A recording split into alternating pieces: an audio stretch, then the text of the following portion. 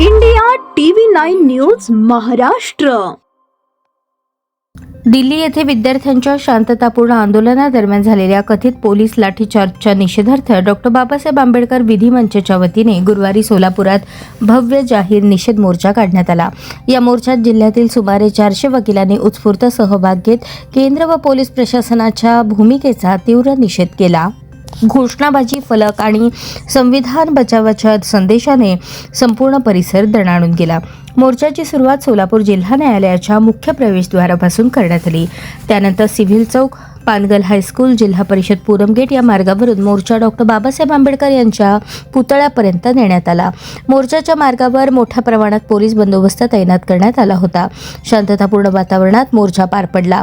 आंदोलनात सहभागी झालेल्या वकिलांनी हातात लोकशाहीवर लाठीचा प्रहार, आम्ही करतो तीव्र निषेध, विद्यार्थ्यांवरील अन्याय सहन केला जाणार नाही, संविधानाचा अपमान करणाऱ्यांचा निषेध अशा आशयाचे फलक झळकावत जोरदार घोषणाबाजी केली.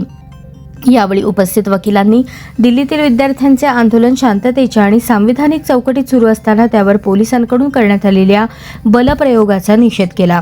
लोकशाही व्यवस्थेत नागरिकांना शांततेच्या मार्गाने आंदोलन करण्याचा अधिकार असून ते दडपण्याचा कोणताही प्रयत्न अस्वीकार्य असल्याचे त्यांनी स्पष्ट केले. मोर्चामध्ये जिल्ह्यातील विविध बार असोसिएशनचे वकील, विधी क्षेत्रातील तरुण, सामाजिक कार्यकर्ते आणि संविधानप्रेमी नागरिक मोठ्या संख्येने सहभागी झाले. आंदोलनामुळे काही काळ परिसरात लक्षवेधी वातावरण निर्माण झाले.